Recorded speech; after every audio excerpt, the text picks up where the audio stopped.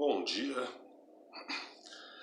espero que tenham passado uma excelente semana, muita paz, muita tranquilidade e principalmente muita saúde.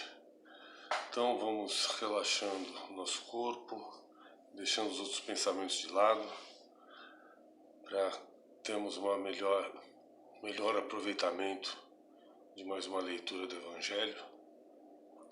Por isso pedimos a presença de nossos guardiões, mentores, guias e da espiritualidade superior que possa nos acompanhar nesse momento.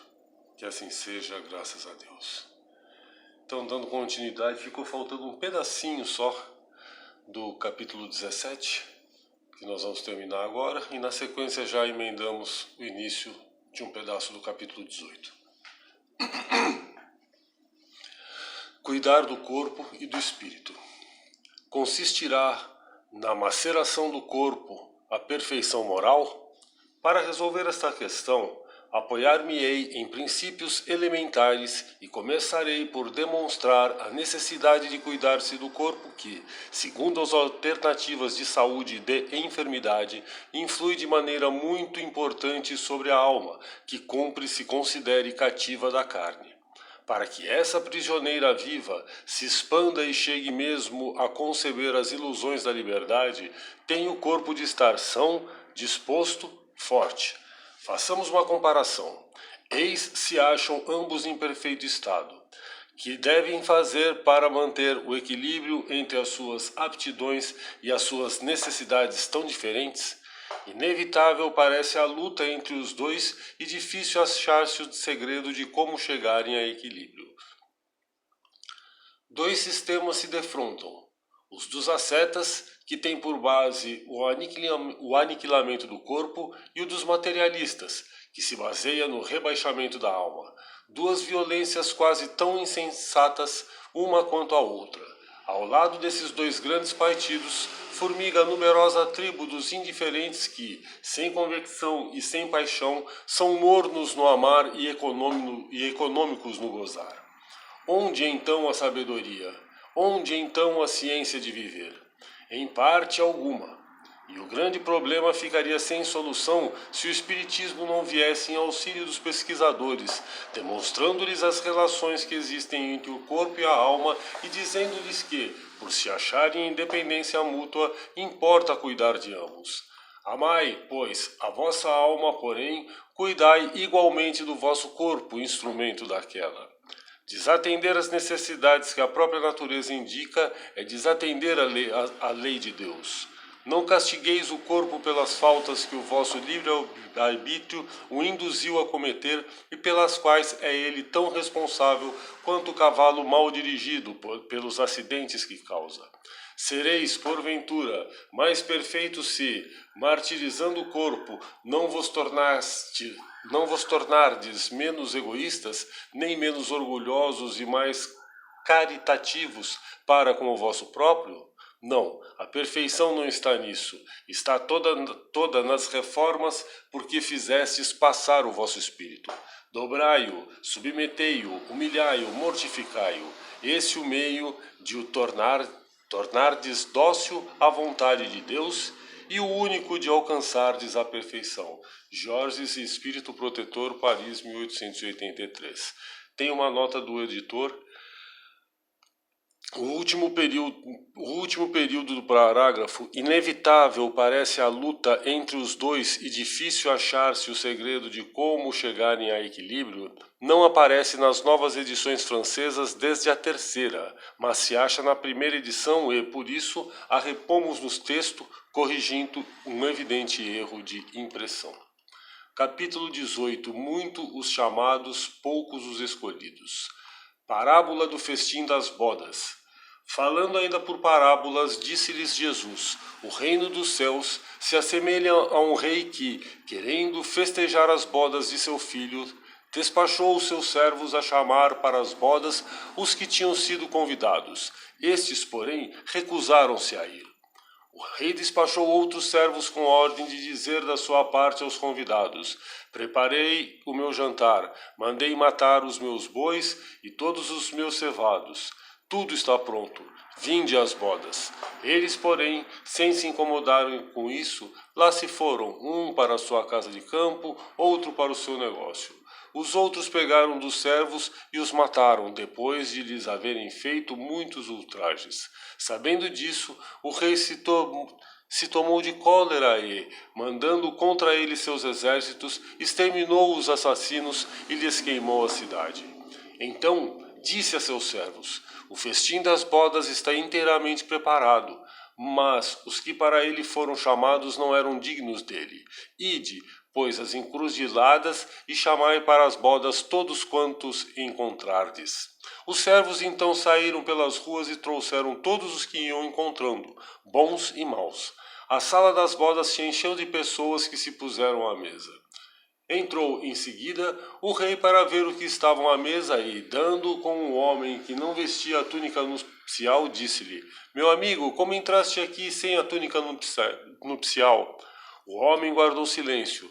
Então disse o rei à sua gente: atai-lhe as mãos e os pés e lançai-o nas trevas exteriores. Aí é que haverá prantos e ranger de dentes, porquanto muitos há chamados, mas poucos escolhidos. Mateus, capítulo 22, versículos 1 a 14. O incrédulo sorri a esta parábola, que lhe parece de pueril ingenuidade, por não compreender que se possa opor tanta dificuldade para assistir a um festim e, ainda menos, que convidados levem a resistência a ponto de massacrarem os enviados do dono da casa. As parábolas, diz ele, o incrédulo, são, sem dúvida, imagens, mas, ainda assim, mister se torna que não ultrapassem os limites do verossímil. Outro tanto pode ser dito de todas as alegorias, das mais engenhosas fábulas, se não lhes forem tirados os respectivos envoltórios para ser achado o sentido oculto. Jesus compunha as suas com os hábitos mais vulgares da vida e as adaptava aos costumes e ao caráter do povo a quem falava. A maioria delas tinha por objetivo fazer penetrar nas massas populares a ideia da vida espiritual, parecendo muitas ininteligíveis quanto ao sentido, apenas por não se colocarem neste ponto de vista os que as interpretam. Na de que tratamos, Jesus compara o reino dos céus, onde tudo é alegria e ventura, a um festim. Falando dos primeiros convidados, alude aos hebreus, que foram os primeiros chamados por Deus ao conhecimento de sua lei. Os enviados do rei são os profetas que os vinham exortar a seguir a trilha da verdadeira felicidade. Suas palavras, porém, quase não eram escutadas. Suas advertências eram desprezadas. Muitos foram mesmo massacrados como servos da parábola. Os convidados que se escusam, pretextando terem de ir cuidar de seus campos e de seus negócios, simbolizam as pessoas mundanas que, absorvidas pelas coisas terrenas, se conservam indiferentes às coisas celestes. Era a crença comum aos judeus de então que a nação deles tinha de alcançar supremacia sobre todas as outras. Deus, com efeito, não prometera a Abraão que a sua posteridade cobriria toda a terra? Como sempre, porém, atendo-se à forma, sem atentarem-se ao fundo, eles acreditavam tratar-se de uma denominação efetiva e material. Antes da vinda do Cristo, com exceção dos hebreus, todos os povos eram idólatras e politeístas. Se alguns homens superiores ao vulgo conceberem a ideia da unidade de Deus, essa ideia permaneceu no estado de sistema pessoal e em parte nenhuma foi aceita como verdade fundamental, a não ser por alguns iniciados que ocultavam seus conhecimentos sob um véu de mistério, impenetrável para as massas populares. Os hebreus foram os primeiros a praticar publicamente o monoteísmo. É a eles que Deus transmite a sua lei, primeiramente por via de Moisés, depois por intermédio de Jesus. Foi daquele pequenino foco que partiu a luz destinada a espigar-se pelo mundo inteiro, a triunfar do paganismo e a dar a Abraão uma posteridade espiritual tão numerosa quanto as estrelas do firmamento. Entretanto, abandonando de toda a idolatria, os judeus desprezaram a lei moral para se aferrarem ao mais fácil, à prática do culto exterior. O mal chegara ao cúmulo. A nação, além de escravizada, era esfacelada pelas facções e dividida pelas seitas. A incredulidade atingira mesmo o santuário. Foi então que apareceu Jesus, enviado para os chamar à observância da lei e para lhes rasgar os horizontes novos da vida futura.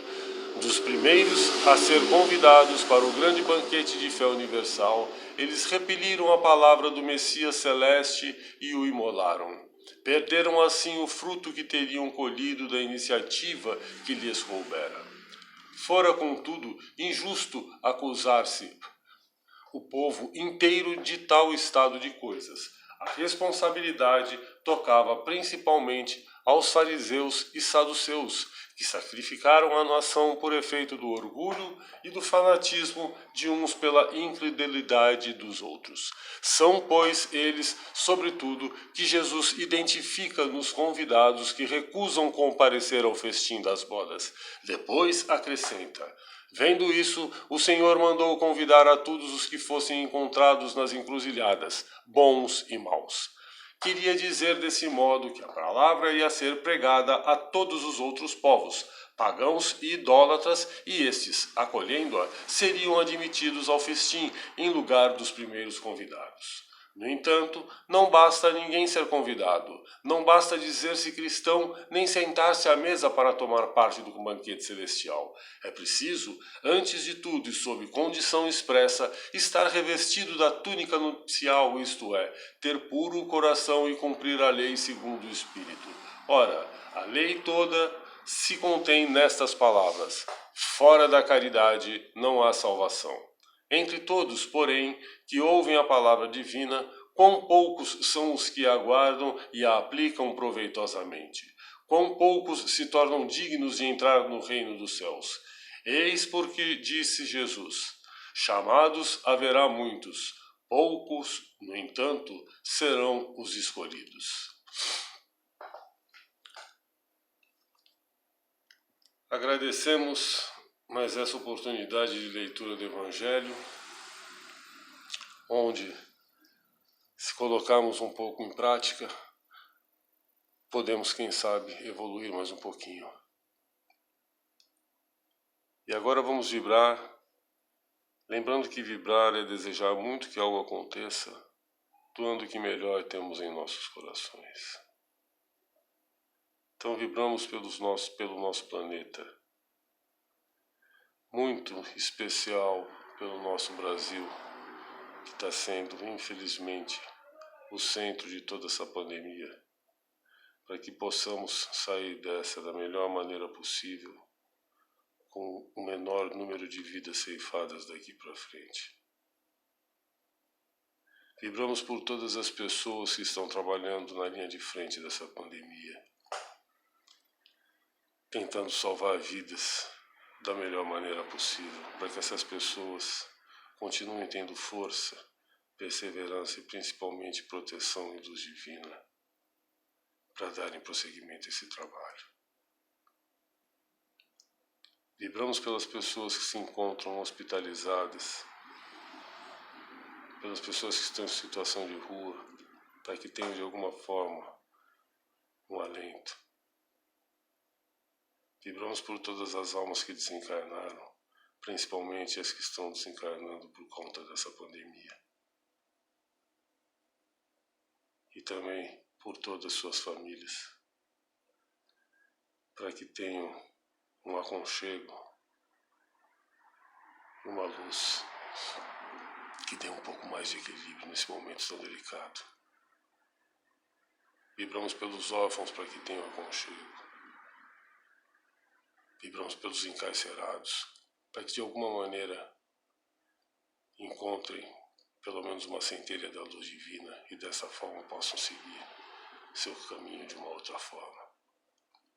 Vibramos por todas as pessoas que escolheram trabalhar para educar o próximo, para curar o próximo e para cuidar do nosso planeta. funções tão fundamentais para o bom desenvolvimento de nossas vidas. Pedimos licença para vibrarmos por nós mesmos e por nossos entes queridos. E por fim, deixamos uma vibração nas mãos da espiritualidade superior que por aqui se encontra, para encaminhar aonde melhor lhe convenha. Uma excelente semana, com muita paz, muita harmonia e principalmente muita saúde. Que assim seja, graças a Deus.